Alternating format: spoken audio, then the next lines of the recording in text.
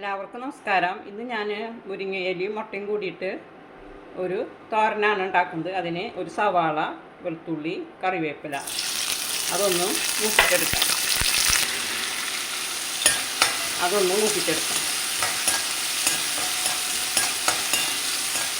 നല്ല ടേസ്റ്റാണ് മുരിങ്ങയിലയും മുട്ടയും കൂടിയിട്ട് ഇങ്ങനെ തോരൻ വെച്ച് കഴിച്ചിട്ടുണ്ടെന്ന് വെച്ചാൽ.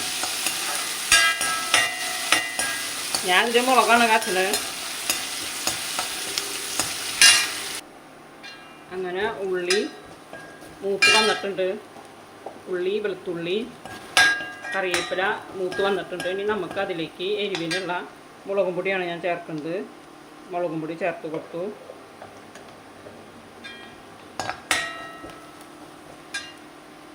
ഇനി ആവശ്യത്തിന് ഉപ്പ് ചേർത്ത് കൊടുത്തു.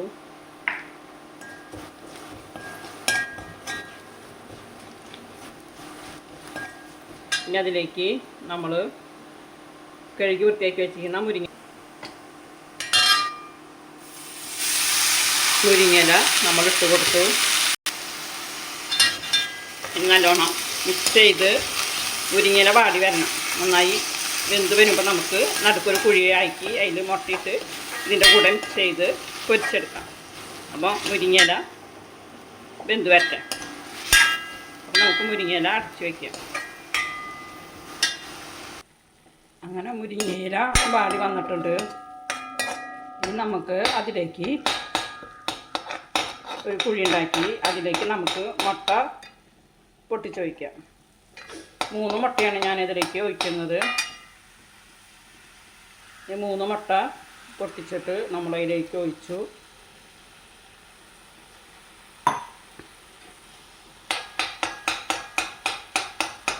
മുരിങ്ങയുടെ ഇടയിൽ മുട്ടയ്ക്കും കൂടിയുള്ള ഉപ്പ് ചേർത്തിട്ടുണ്ട്. ഇനി ഇതൊന്ന് പൊരിഞ്ഞ് വയ്ക്കാം.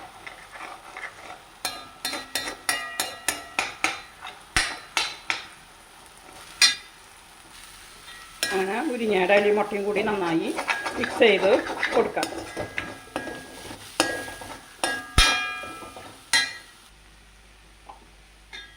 അങ്ങനെ മുരിങ്ങയുടെ ഇലയും മുട്ടയും കൂടി നല്ലോണം മിക്സ് ചെയ്ത് കൊടുത്തിട്ടുണ്ട്. ഇനി നമുക്കതൊരു 2 മിനിറ്റ് നേരം ഒന്ന് അടച്ച് വയ്ക്കുക. അപ്പം മുരിങ്ങയുടെ അരിയും മുട്ടയും കൂടി ഒന്ന് സെറ്റായി വരാൻ വേണ്ടിയിട്ട്.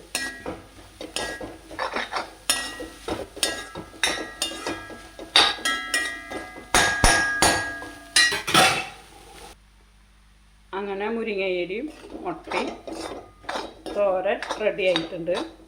എല്ലാവരും ട്രൈ ചെയ്ത് നോക്കണം. ഇത് ഭയങ്കര ടേസ്റ്റാണ്. അപ്പോൾ മുട്ട പൊരിച്ചതും കൂടി ആകുമ്പോൾ മുരിങ്ങയുടെ ഇല നമ്മളെ കുട്ടികളുടെ ആയാലും മുതിർന്നവരുടെ ആയാലും വയറ്റിലേക്ക് ചെല്ലും ചെയ്യും.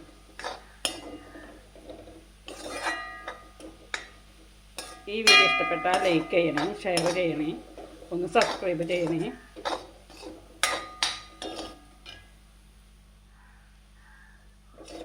കണ്ടോ, നല്ല